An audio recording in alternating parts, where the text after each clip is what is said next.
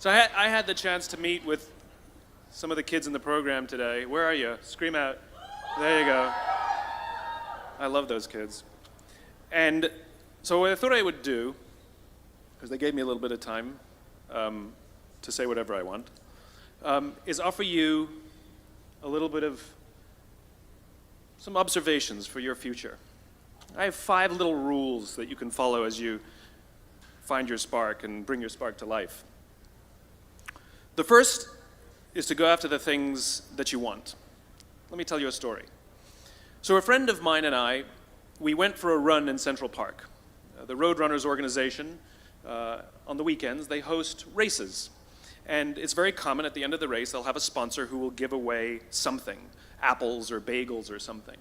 And on this particular day, when we got to the end of the run, there were some free bagels. And they had picnic tables set up, and on one side was a group of volunteers. On the table were boxes of bagels, and on the other side was a long line of runners waiting to get their free bagel. So I said to my friend, let's get a bagel.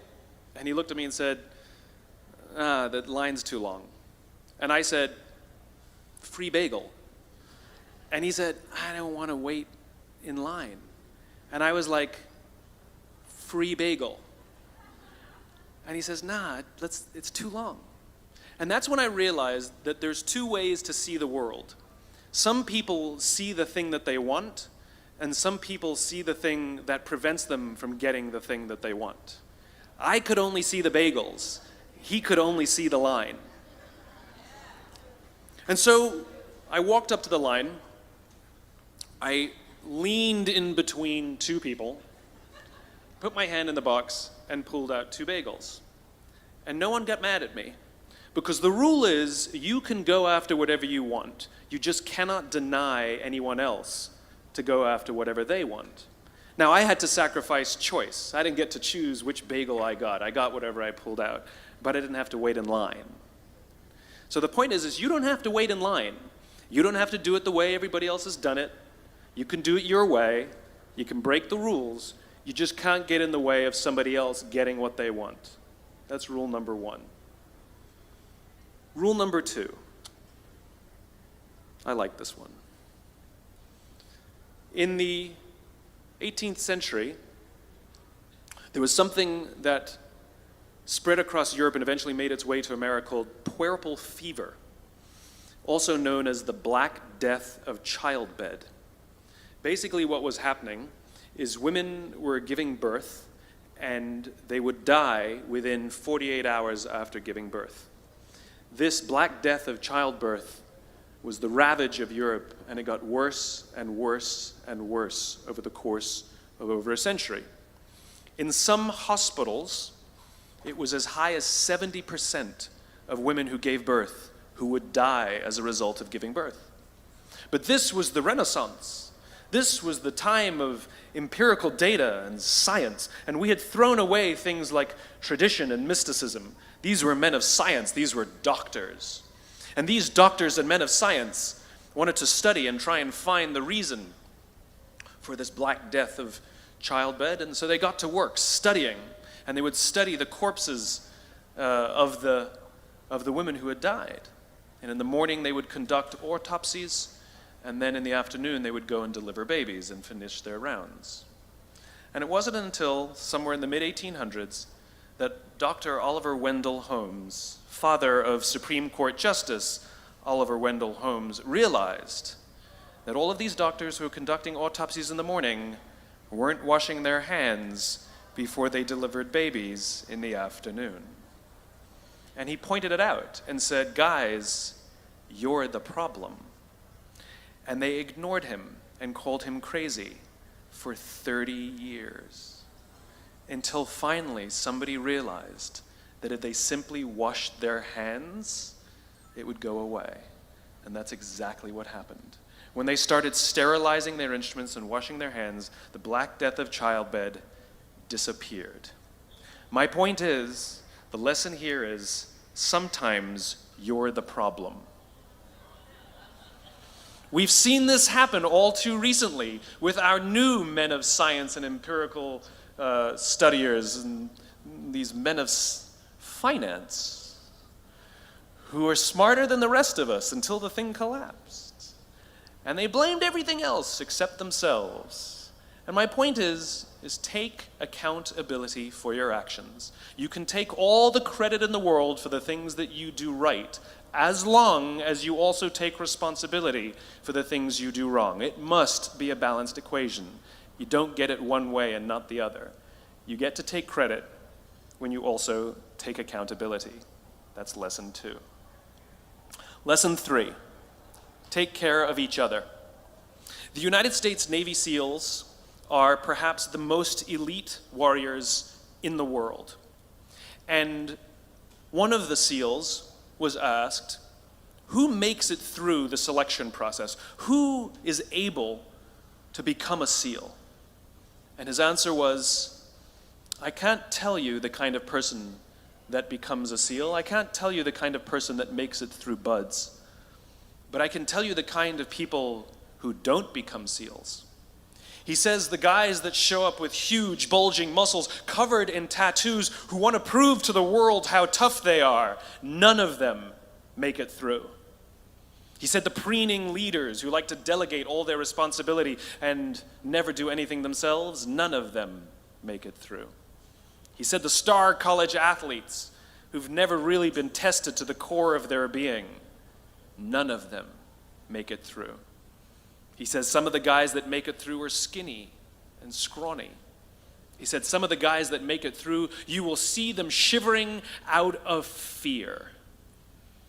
He says, however, all the guys that make it through, when they find themselves physically spent, emotionally spent, when they have nothing left to give physically or emotionally, somehow, some way, they are able to find the energy to dig down deep inside themselves, to find the energy to help the guy next to them. They become SEALs, he said. You want to be an elite warrior. It's not about how tough you are. It's not about how smart you are. It's not about how fast you are. If you want to be an elite warrior, you better get really, really good at helping the person to the left of you and helping the person to the right of you. Because that's how people advance in the world. The world is too dangerous and the world is too difficult for you to think that you can do these things alone. If you find your spark, I commend you. Now, who are you going to ask for help, and when are you going to accept help when it's offered? Learn that skill. Learn by practicing helping each other. It'll be the single most valuable thing you ever learn in your entire life. To accept help when it's offered and to ask for it when you know that you can't do it. The amazing thing is when you learn to ask for help, you'll discover that there are people all around you who've always wanted to help you. They just didn't think you needed it because you kept pretending that you had everything under control.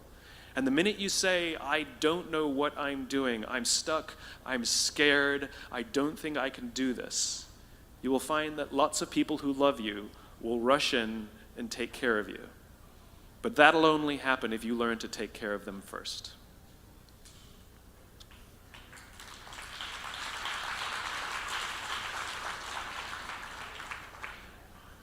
Lesson 4. Nelson Mandela is a particularly special case study in the leadership world because he is universally regarded as a great leader. You can take other personalities, and depending on the nation you go to, we have different opinions about other personalities. But Nelson Mandela, across the world, is universally regarded as a great leader. He was actually the son of a tribal chief. And he was asked one day, how did you learn to be a great leader? And he responded that he would go with his father to tribal meetings. And he remembers two things when his father would meet with other elders. One, they would always sit in a circle. And two, his father was always the last to speak. You will be told your whole life that you need to learn to listen. I would say that you need to learn to be the last to speak. I see it in boardrooms every day of the week. Even people who consider themselves good leaders, who may actually be decent leaders, will walk into a room and say, here's the problem, here's what I think, but I'm interested in your opinion, let's go around the room. It's too late. The skill to hold your opinions to yourself until everyone has spoken does two things. One, it gives everybody else the feeling that they have been heard. It gives everyone else the ability to feel that they have contributed. And two, you get the benefit of hearing what everybody else has to think before you render your opinion. The skill is really to keep your opinions to yourself. If you agree with somebody, don't nod yes. If you disagree with somebody, don't nod no. Simply sit there, take it all in, and the only thing you're allowed to do is ask questions so that you can understand what they mean and why they have the opinion that they have. You must understand from where they are speaking, why they have the opinion they have, not just what they are saying. And at the end, you will get your turn. It sounds easy, it's not. Practice being the last to speak. That's what Nelson Mandela did. Number 5. This is Monty Python. 1, 2, 5, 3. For all the other nerds in the audience. There's one. Number 5. My favorite one of all. True story. There was a former Undersecretary of Defense who was invited to give a speech at a large conference, about 1,000 people. And he was standing on the stage with his cup of coffee and his styrofoam cup, giving his prepared remarks with his PowerPoint behind him. And he took a sip of his coffee and he smiled and he looked down at the coffee. And then he went off script. And he said, you know, last year I spoke at this exact same conference. Last year I was still the Undersecretary. And when I spoke here last year, they flew me here business class. And when I arrived at the airport, there was somebody waiting for me to take me to my hotel. And they took me to my hotel and they had already checked me in and they just took me up to my room. And the next morning I came downstairs and there was someone waiting in the lobby to greet me and they drove me to this here same venue. They took me through the back entrance and took me into the green room and handed me a cup of coffee in a beautiful ceramic cup. He says, I'm no longer the Undersecretary. I flew here coach. I took a taxi to my hotel and I checked myself in. When I came down the lobby this morning, I took another taxi to this venue. I came in the front door and found my way backstage, and when I asked someone, do you have any coffee? He pointed to the coffee machine in the corner, and I poured myself a cup of coffee into this here styrofoam cup. He says the lesson is, the ceramic cup was never meant for me. It was meant for the position I held. I deserve a styrofoam cup. Remember this. As you gain fame, as you gain fortune, as you gain position and seniority, people will treat you better. They will hold doors open for you. They will get you a cup of tea and coffee without you even asking. They will call you sir and ma'am, and they will give you stuff. None of that stuff is meant for you. That stuff is meant for the position you hold. It is meant for the level that you have achieved of leader or success or whatever you want to call it. But you will always deserve a styrofoam cup. Remember that. Remember that lesson of humility and gratitude. You can accept all the free stuff. You can accept all the perks. Absolutely, you can enjoy them. But just be grateful for them and know that they're not for you. I remember getting off the Acela. I took the Acela from New York to Washington, D.C. And I got off the train like everybody else. And I was walking down the platform like everyone else. And I walked past General Norty Schwartz, who used to be the Chief of Staff of the United States Air Force, the head of the Air Force. And here I did, you see a guy in a suit, schlepping his own suitcase down the platform just like me. And just a couple months ago, he was flying on private jets and he had an entourage and other people carried his luggage. But he no longer held the position, and so now he got to drag his own suitcase. And never did it sort of remind me more that none of us deserve the perks that we get. We all deserve a styrofoam cup. It was a pleasure meeting you guys this afternoon. I was blown away by your honesty and your curiosity and your poise. And I am confident that the future is bright, despite the fact that America looks like an absolute mess right now. I am confident that the future is bright for one reason and one reason only, because you will grow up and you will be our future. Thank you very, very much, guys. You're wonderful. Thank you.